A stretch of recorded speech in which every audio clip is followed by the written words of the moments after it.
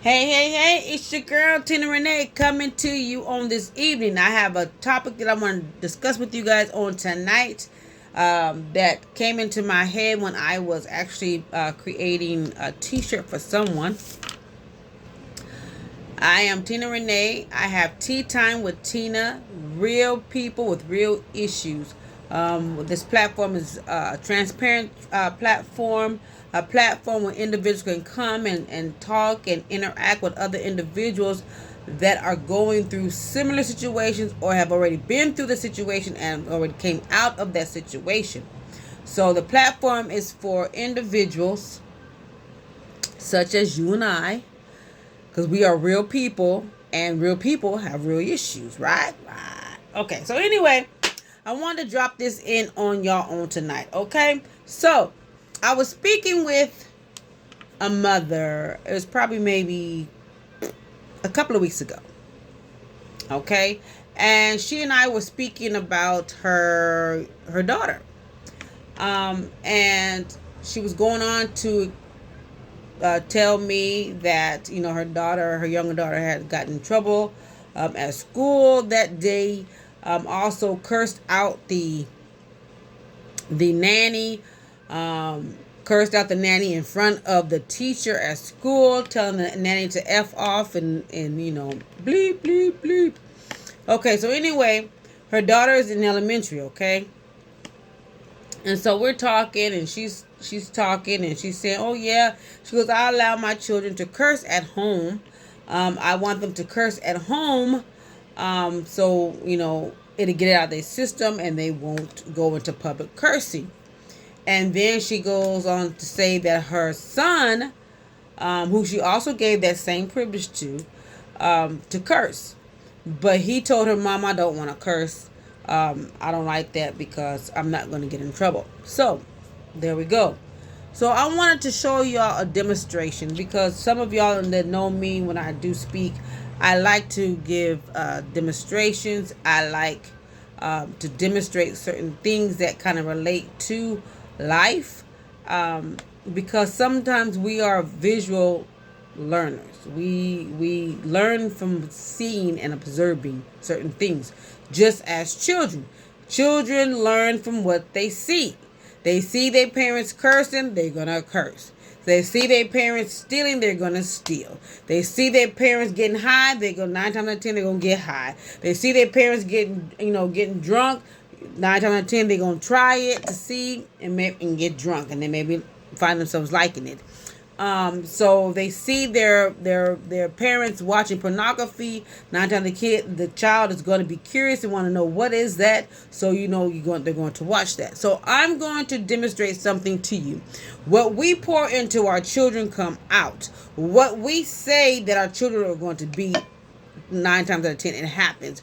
There is power in the tongue. I'm not just saying it. I lived it. I've seen other people say certain things about their children, and when their children become adults, then the children begin to act out in the way that the parents had said that they were when they were children, because a child continuously heard what their parents were saying about them. They're no good. They're worthless. They're going to be just like their daddy. They're going to be just like their mama. They are bum. They don't want to learn. They're lazy, and so forth and so on. So whatever we speak in the atmosphere, whatever we speak into our children, it's going to eventually come out. Y'all may be saying, some of y'all may be saying, "Oh, she's lying. That's not the truth." I'm telling y'all, what you pour into your children will eventually come out. So hold that thought, okay? So here I have a bottle of water, okay? So I'm finna open up this water. In front of me I have a saucer and a cup. Okay. So this water bottle, the bottle of water represents the parents, okay? And this cup here represents the child. All right, so here we go. So I'm the parent, and I'm pouring into my child. You worthless. You're going to be nothing. You're no good. You're a bum. You're going to be poor. You're always going to be on welfare. You a sorry mother. You sorry this. You're sorry that. I can't stand you. You're just like your daddy. You're just like your mama. You're just like your mama. You're just like your daddy. And look, and this is what happens. We pour into our kids, we pour into our kids, we pour into our kids, and eventually it's going to come out. So whatever I spoke into my child, this cup is a representation of my child. So whatever I speak into my child, and this plate here is the overflow. So now, because I didn't empty out or I didn't pour positive things into my child to balance it out, we should never be speaking negative things into our children anyways. But anyways, we're parents, we're real people with real issues, right? We've done that. We all done that, or some of us done that. And you can't say you have not done that because you'll be lying, okay? But anyway, that's another topic. But I spoke nothing but negativity in my child. I spoke nothing but damnation to my child. And so therefore, this is my child, and things began to overflow, and as everything began to fall on into my plate. So we have to be careful on what we pour into our children. We have to be careful what our children watches. We have to be careful what our children listens to, and who our children are around. Because if our children are around individuals that are cursing their parents out, don't give a daggone about their parents, stealing, beating up folks, bullying people, guess what your child's going to do? Your child's going to do that. And some of y'all parents have y'all, I don't know, but some of y'all parents have this misconception that, oh, my child is always a good child. You don't know what your child is doing behind your back. Yes, your child is doing great things in front of you. Yes, your child is a very polite individual in front of you. But when your child is behind your back is what speaks volumes. So yes, some of us, we do have children that still act with mannerisms when they're not in our presence. But then you have these other children that begin to act out when they're not around their parents. They'll cuss somebody out. They'll cuss the teacher out, cuss the classmates out up and down the play yard. And sometimes when the teacher calls the parents and tell your parents that, hey, your child Johnny's been cussing this person out, Johnny's been bullying this person, and you don't want to take heed to what the teacher's telling you, you think that the teacher's always wrong. Yes, granted, some teachers are in the wrong, but what I'm saying is this: when somebody brings to your attention, parents, that your child has been doing this or your child has been doing that, don't take it to offense. Yes, investigate, okay? Investigate. Get all details. Get all facts.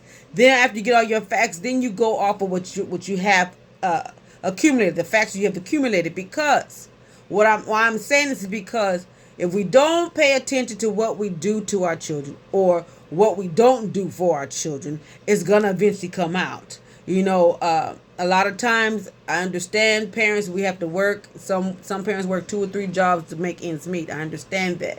But if you're not at home and your child is unsupervised, your child, you don't know what your child is doing. Your child can be up and down the street doing who knows what with who knows who.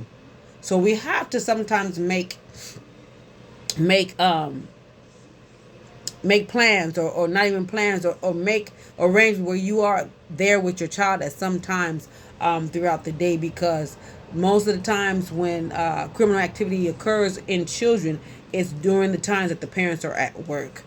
Sometimes your parents are at home and the parents just don't care what Johnny or Tammy's doing, just as long as they're not bothering them. They can be all outside doing God knows what with God knows who. Even when the street lights are on, because back in the day when street lights came on, we were back in the house, right?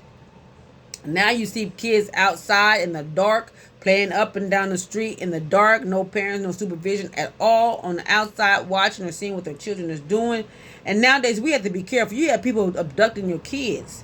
You have people taking your kids for sex trafficking. And we don't want that. Or even organs. Some of y'all may be laughing and say, why is she talking about organs? But it's true. People are kidnapping individuals, even adults, just to take their organs from them. So we have to be careful in what we do and in what we allow our kids to do. What we pour into our kids will come out. Whether it's good, whether it's bad. But if we pour into them good things will come out. If we pour into bad things will come out.